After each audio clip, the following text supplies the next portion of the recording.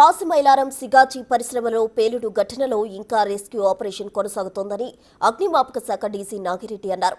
శిథిలాల కింద ఎంతమంది కార్మికులు ఉన్నారో స్పష్టత రావాల్సి ఉందన్నారు. ఇప్పటివరకు 12 మంది చనిపోయారని పూర్తి వివరాలు మా ప్రతినిధి సాగర్ అందిస్తారు. పాషమైలారం సిగాచి పరిశ్రమలో జరిగిన ప్రమాదంలో ఇప్పటికే 12 మంది మృతి చెందారు. ఇంకా ఇటు ఫైర్ సిబ్బంది డిఆర్ఎఫ్ బృందాలు కూడా సహాయక చర్యలు చేపడుతుంది. ప్రస్తుతం ఫైర్ సేఫ్టీ డీజీ నాగిరెడ్డి మనతో ఉన్నారు. ఒకసారి మాట్లాడే ప్రయత్నం చేద్దాం. సార్, ఇంకా సహాయక చర్యలు కొనసాగుతున్నాయి. అసలు ఈ ప్రమాదానికి కారణాలు ఏంటని మనకు గుర్తించారు? ఈ సిగాచి యూనిట్ అనేది మైక్రోక్రిస్టలైన్ సెల్యులోజ్ తయారు చేసే యూనిట్ ఇది. సో దీంట్లో సెల్యులోజ్ పౌడర్ని డ్రై చేస్తారు. ఈ యొక్క డ్రైయింగ్ యూనిట్లో బ్లాస్ట్ జరగడంతో ఇన్సిడెంట్ జరిగిందని చెప్తున్నారు. సో అయితే ఈ ఎగ్జాక్ట్ రీజన్ ఏంటనేది ముందు ఇండస్ట్రియల్ ఇన్వెస్టిగేషన్లో తెలుస్తుంది. ప్రధానంగా ఇండస్ట్రియల్ ఏరియాలో ఫైర్ సేఫ్టీకి సంబంధించినటువంటి మెజర్మెంట్ పాటించడం లేదు వాళ్ళు.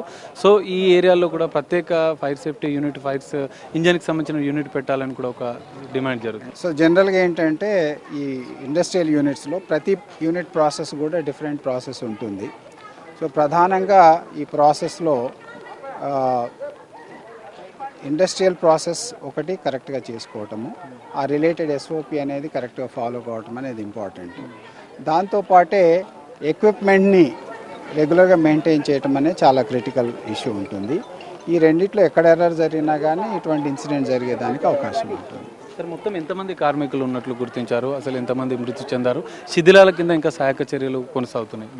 అన్ఫార్చునేట్లీ ఈ యొక్క ఫ్యాక్టరీ సిబ్బంది ఎవరు కూడా మాట్లాడే పరిస్థితి లేరు. సో 120 వరకు లోపలికి వచ్చినారని చెప్తున్నారు, కొంతమంది 60 అని చెప్పారు. బట్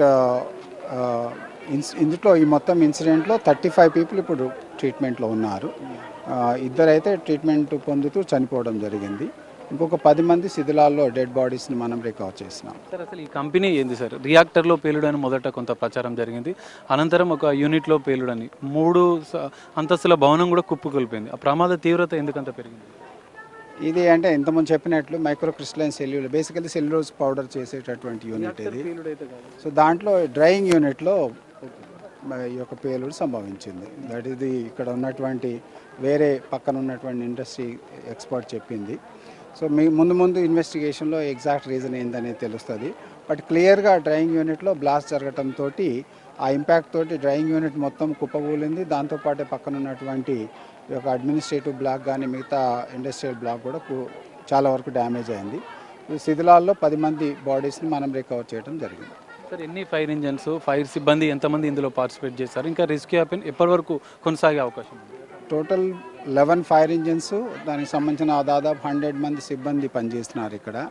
సో దాంతోపాటే ఎన్డీఆర్ఎఫ్ సిబ్బంది కానీ, తర్వాత డిఆర్ఎఫ్ సిబ్బంది, ఎస్డిఆర్ఎఫ్ స్టాఫ్ అందరూ కూడా పనిచేస్తున్నారు.